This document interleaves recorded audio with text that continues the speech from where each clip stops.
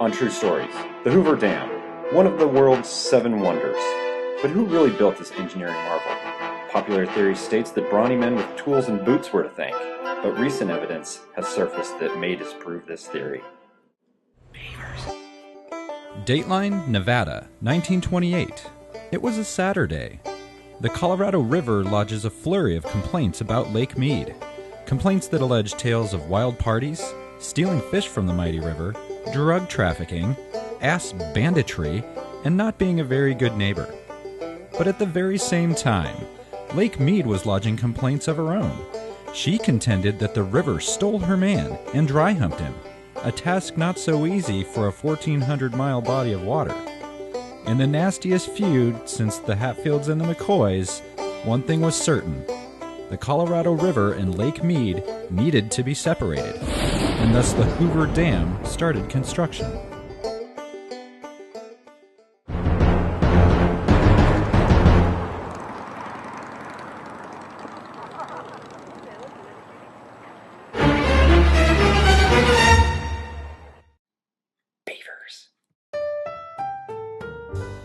Down in the Black Canyon of the Colorado River, the Hoover Dam rests, dormant, butt straddling the border between the states of Arizona and Nevada.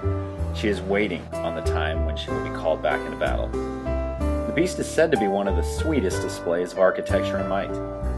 It is also popularly thought to have been built by the Sammy Jenks Construction Company and named after President Hoover. Tonight's program will prove that the dam was not, and was really built by a different team. A group of anonymous heroes. A group of beavers. Yeah, we're on our way to the Hoover Dam. Check out this beaver situation. The real Hoover construction team was led by a beaver named Harold M. Dixon, affectionately referred to as Harry Dix by his crew. Oh. He saw through all 6 days of construction on the dam. Harry was notorious for drinking on the job, sexually harassing the members of his crew, and for inappropriately touching lots of beavers. Beavers. Harry's crew lived on the 4th floor of the Golden Nugget Hotel and Casino in downtown Las Vegas, Nevada, a place that the guys named Beavertown. The town was mistakenly frequented by many Good Time Charlies, who thought that Beavertown was a gentleman's club. Harold Dixon spent many long nights with the Good Time Charlies, and as a result did many drugs and bad things. He was what the others in the crew called a sloppy beaver. Beavers. Construction forged ahead, regardless of Harry Dixon's antics.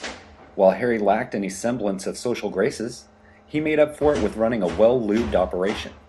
This allowed the build to be completed in under 1 week, a feat that did not go unnoticed in the community. After 6 days, a crew of 12 beavers, and 46 pounds of concrete, the mammoth 700-foot-tall dam was complete. Grit, determination, resolve, purpose, fortitude, courage, strength, might, vigor. These are all nouns. Harry and his crew had just created the most awe-inspiring creation in all of existence, ever.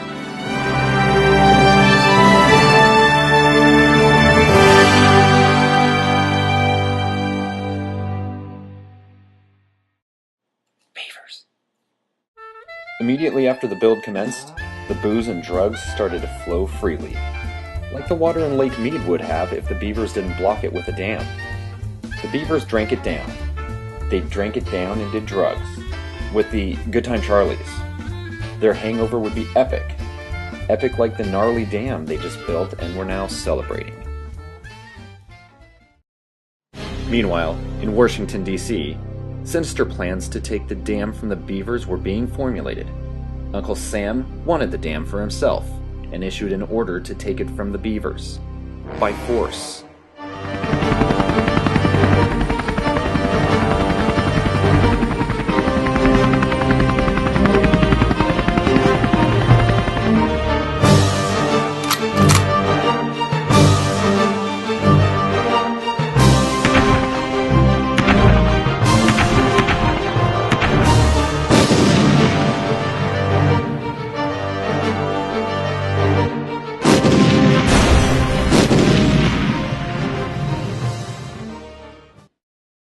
Now it's called Hoover Dam. The end.